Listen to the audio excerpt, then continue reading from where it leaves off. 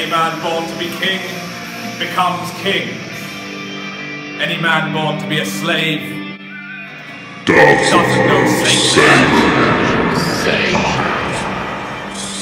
Are you slaves or free men?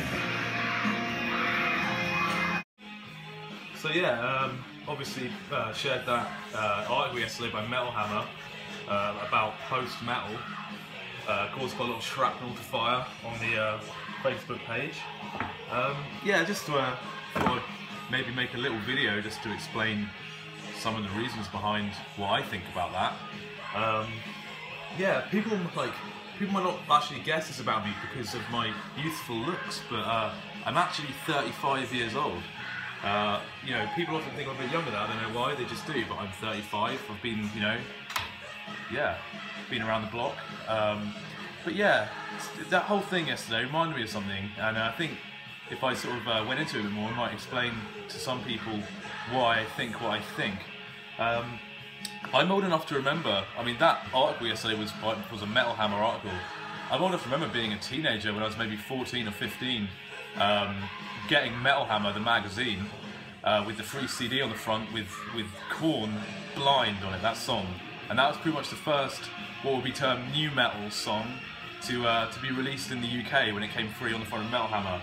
Yeah, probably about 95, so I might want to go and, you know, nerd out the precise date for it. But yeah, and that, you know, we were all into metal back then. We used to read Metal Hammer back when we were teenagers and stuff. And yeah, that was the beginning of 4 years of the print press to do with metal and rock, basically telling us that new metal was the absolute way forward. It was the coolest shit. It was the absolute, you know, it was the bollocks. It was just the future. Basically saying like, this is amazing, you'll love it, and it's the future. But you know, that's all we were told. But I didn't agree at all. A lot of my friends didn't agree at all. We thought it was a load of shit. We didn't think it was the future. We thought it was rubbish, shallow, narcissistic crap. In fact, that's actually one of the things which actually moved me on from just Slayer and Megadeth and Metallica into getting into more extreme metal, was just, you know, how much I hated the sort of mainstream popular metal that was sort of, you know, rammed down my throat from every direction. So yeah, no, here we are, obviously, like, yes, that was 20 years ago now, it's a long time ago. But you know, that's why I react when I see a Metal Hammer article. I mean, it doesn't have to be Metal Hammer. When I see any sort of like big, like sort of like metal broadsheet article like that telling me that this is the future and this is like where everything cool in the future is going to come from, and this is the conduit for new creativity. It's just like, I just think back to like back then when we were told that same load of bullshit, and then, you know, all those bands which we were told were the absolute future just turned out to be like absolute, just nothing, just really fucking awful bands that like should never have been given respect or credibility by anyone.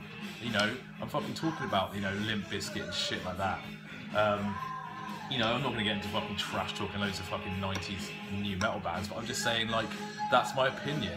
And like, people are calling it an elitist opinion. It's not an elitist opinion. It's just like having an opinion and defending it and being like confident in it and committed to it. It's not elitism. Elitism's just being like a blatant disregard for any other opinion than your own. I spend every day in my life listening to other people's opinions and taking things on board that I agree with and ignoring things, or even like, you know, ridiculing things if I think they're that bad, you know, from other people's opinions. That's what, you know, that's what the nature of discussion and debate's about.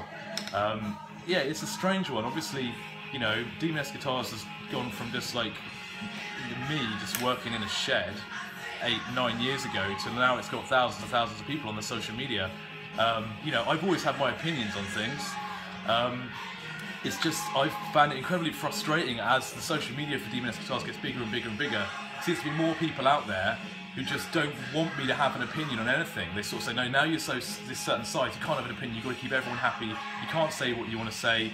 You know, so all the sort of like, all my identity, you know, that took me up to this actual point, you know, where people know about Daemoness Guitars and like my work, it suddenly seems that I'm sort of, you know, have a gag stuffed in my mouth, just because it's reached a certain size. That's incredibly frustrating. Yeah, like, and the worst thing about that is you feel like a sort of grounded teenager. Like, it's like the less you're allowed to sort of like have your own opinion, the more you just really want to talk about what you think and feel, you know? So it's like, yeah, it's It's really stifling.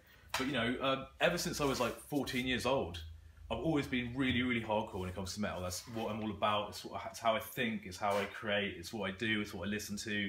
It's just how I approach things. It's just I'm just represent that part of the scene, that end of the spectrum. It's where I'm from. It's who I am. Like, you know, if you're gonna come to the Daemoness page and just talk about stuff, don't be surprised if you're gonna get that fucking angle on it, because that's just who I am. That's just how I think. So yeah, like I'm all up for like people like discussing things on my page. I love that. But you know, I was disappointed by some of the language. You know, like someone called me a wanker. I called them a cunt. You know, it's just reactionary, straight up trash talking. It's unnecessary, really. I didn't really want it to go that way. Obviously, I'm a human being and I'm gonna respond like a human being. But like, yeah, I just wish there was really good manners and like intelligent debate on there instead of just people like just being really, really like bipolar about stuff. It's just a shame. You know, that whole you know bullshit yesterday. If it was just if the guys who involved in it and me were just sitting around here after that, I probably just would have said, well, that's the fucking discussion on metal over there. Who wants to go play some basketball or something? You know what I mean? It's not a fucking massive deal, you know. But it's just a shame. But like, yeah, that's what you're gonna get from me. If you don't like that, just do the easy thing and just unsubscribe to my page. It's really easy. I'm not bothered. I don't mind. You know, it's you're obviously not into what I do. It's fine. Other people are. Let's go our separate ways. It's not a problem.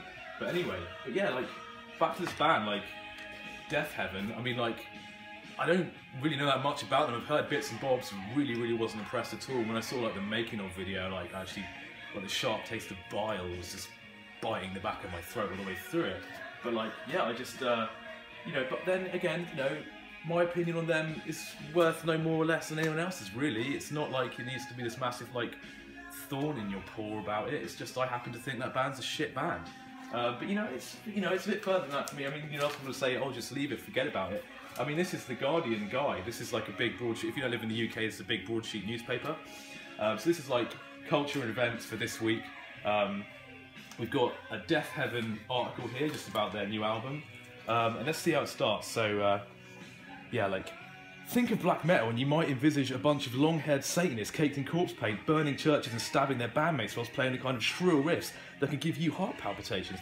Yeah, I fucking would. That's basically bullet pointed exactly all the things I fucking love about black metal and go crazy about it for. I mean, I don't condone the murders, obviously, that was really tragic, but like, it's an absolutely out of control, incredibly creative scene. It's like, you know, you can't really take anything away from it. It's one of the last true rock and roll scenes. The bands there are out of fucking control. I fucking love it, personally. But you know, all along, like, black metal, let's face facts, has been like the HIV/AIDS virus of hardcore music for 20 years. Like, the mainstream can't touch it. They can't do anything with it. It's so obnoxious, it's so unpredictable, it's so dangerous, it's so fucking brilliant.